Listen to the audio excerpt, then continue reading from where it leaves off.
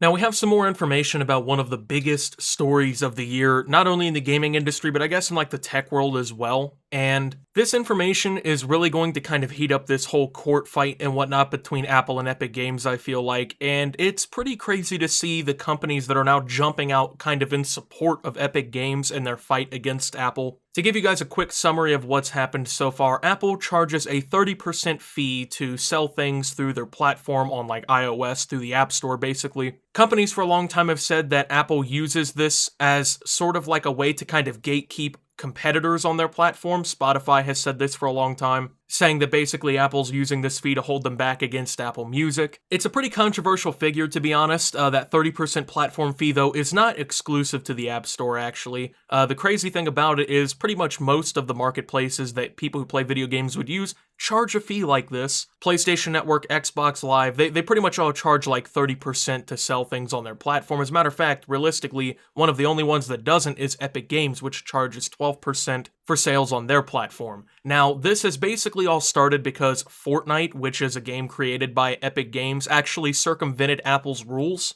and started basically directly selling V-Bucks from Epic instead of giving Apple their 30% cut, which led Apple to basically shut them down, kick them off the App Store for violating their service terms. Epic filed basically like a suit against them. They're going to sue them in court over this, and Apple has fought back. Now, one of the big developments in this whole case was actually Apple snapping back with what appears to be some pretty damning evidence, actually, against Epic Games. Now, basically, Epic Games tried to circumvent the fee by working directly with Apple. Apple released a bunch of evidence that showed that the CEO of Epic Games actually basically went to Apple and tried to talk to him and say, hey, can we get a special deal? Can we cut down this 30% platform fee a little bit? And when Apple basically refused, Epic Games at about 2 o'clock in the morning in local time decided that they were going to basically quote-unquote declare war on Apple, basically hitting them when Apple couldn't respond, which I have to say, in terms of tactics and whatnot, it's pretty ingenious to think about it, right? When a fight between these two companies is breaking out, if Epic Games basically quote-unquote declared war at like 10 o'clock in the morning when everyone's at the office and everything for pretty much both companies,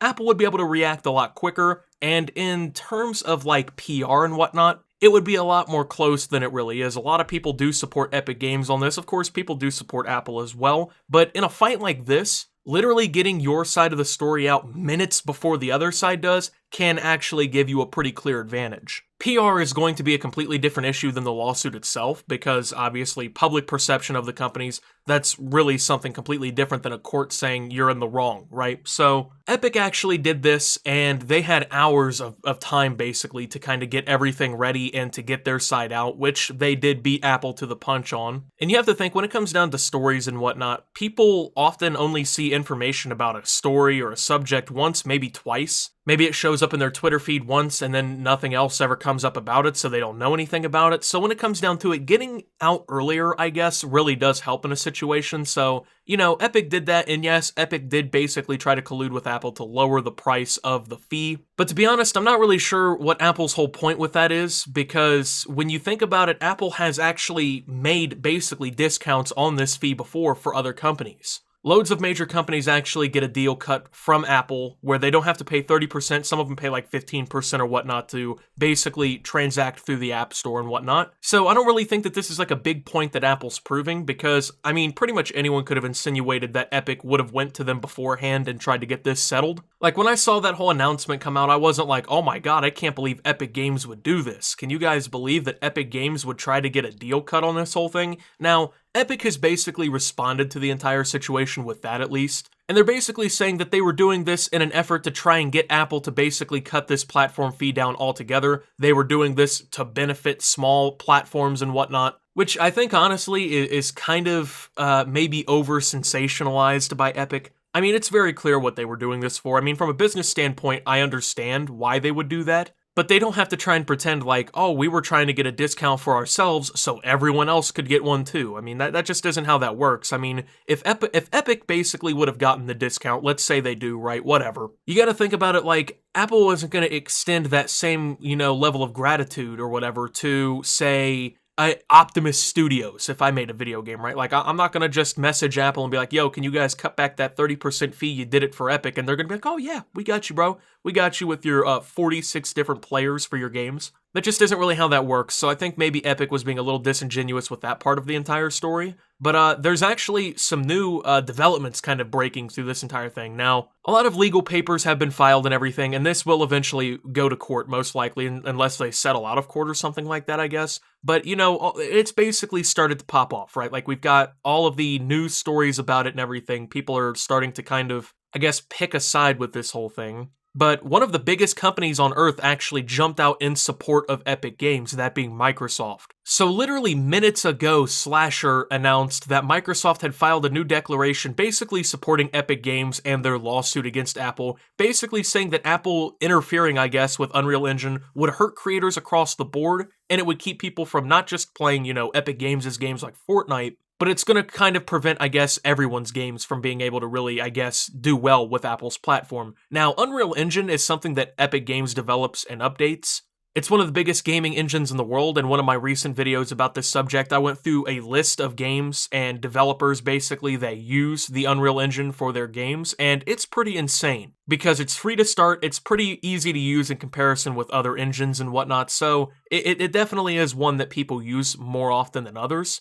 So in Microsoft papers, they say that denying Epic access to Apple's SDK and other development tools will prevent Epic from supporting Unreal Engine on iOS and macOS, and will place Unreal Engine and those game creators that have built, are building, and may build games on it at a substantial disadvantage. Developing a game using different game engines for different platforms may be prohibitively expensive and difficult. In any event, it is not as cost-effective as using a game engine that supports different platforms. As a result, game creators, including Microsoft, that are preparing to develop a game targeted at multiple platforms generally choose game engines based both on the functionality they provide, as well as their ability to support development for those platforms, and if Unreal Engine cannot support games for iOS or macOS, Microsoft would be required to choose between abandoning its customers and potential customers on the iOS and macOS platforms, or choosing a different game engine when preparing to develop new games. Now, this is actually something that I said would come back to bite Apple, because when you think about how many people are using Unreal Engine these days to make their games, and historically how many franchises have run on the back of Unreal Engine, it would definitely be a pretty big hit to Apple if they cannot support games on their devices that run on that engine, considering just the sheer gratitude of the gaming industry using Unreal Engine. Now, when you think about video games, most of the time you don't think about playing games on a Mac to begin with. I mean, if you're going to play video games, you don't want to buy a MacBook, obviously. They don't really have the specs to run most games, and the platform itself isn't really, I guess, it's not like a gamer's best choice, is probably the best way to put that, but a lot of video games already don't even build Mac versions of their games. I mean, you know, not every game does this, of course, but there's already games that exclusively run on Windows devices, or run on Windows and Linux, or something like that, right? There's already games that don't run on Mac. I think the last thing Apple really wants to do, as they, I guess, are kind of either if they want to or not, you know, they're already kind of vaulted into the gaming industry because it's such a big industry. And a lot of people who are buying computers or are rebuilding computers, they're thinking about gaming in mind. Apple really doesn't want to step this far out of the box, in my opinion. Apple really doesn't want to put themselves on the outside looking in when it comes to video games because, I mean, yeah, Microsoft is quite directly a competitor to Apple when it comes to the PC industry because obviously they want people using Windows instead of Mac on their machines. You know, it comes down to that, right? They got the browsers against one another, Microsoft Edge and Safari. They're competitors in the mobile scene. You know, Microsoft has their phones, and iOS is obviously for the iPhones, but like, it's not really a surprise that Microsoft would come out in support of Epic Games. As a matter of fact, Microsoft and Apple have had clashes in the past based on the App Store and based on Apple's practices altogether. So I wouldn't say this is the most shocking information on planet Earth that Microsoft has jumped out in defense of Epic on this one, and I think at this point you're going to see more companies doing so. Apple has kind of wronged a lot of other companies in all reality, and you can make the argument all day that, yeah, it's their platform, they get to choose what, you know, they charge and everything. That is a fair argument, but it's not a surprise that companies are now defending Epic in this battle, especially when Epic is kind of preaching the platform that they're doing it for everybody. They're standing up to Apple on behalf of everybody. I mean, when it comes down to it at the end of the day, it's going to be an ugly court case, and it's going to decide a lot of things. I can't really predict an outcome at this point. I do think Apple probably does walk away with a win, but I can't say that with certainty. I can't make any like reasonable prediction on that. But I do think at this point, especially if companies like Microsoft jump into the actual case, and this becomes like a united lawsuit against Apple, I think that's when the tides start to shift a little bit, and you might actually see this like a little bit more of an evened out case. But at the end of the day, this is going to affect not only video games as a whole, but this is going to affect smartphone users, people who use Apple's platforms on their computers. It's going to be important, right? So this is something that I think a lot more people should be aware about, especially as technology becomes an even bigger part of our lives. Because this court case is going to determine, potentially, in the future, more court cases. You know, it's going to become a landmark case in antitrust suits and whatnot, so this is definitely a big story, just outside of video games and in the PC world and stuff. This is a big story that more people should be paying attention to. So, obviously, as more developments happen in this entire story, I will be updating you guys with fresh videos and things like that, since it is such a big topic. But until then, thank you guys for watching. If you did enjoy, make sure to leave a like, subscribe if you're brand new around here on the channel, follow me over on Twitter and Twitch, and Storyfire at @SubToOptimus. Make sure to check out Shop Opti down below.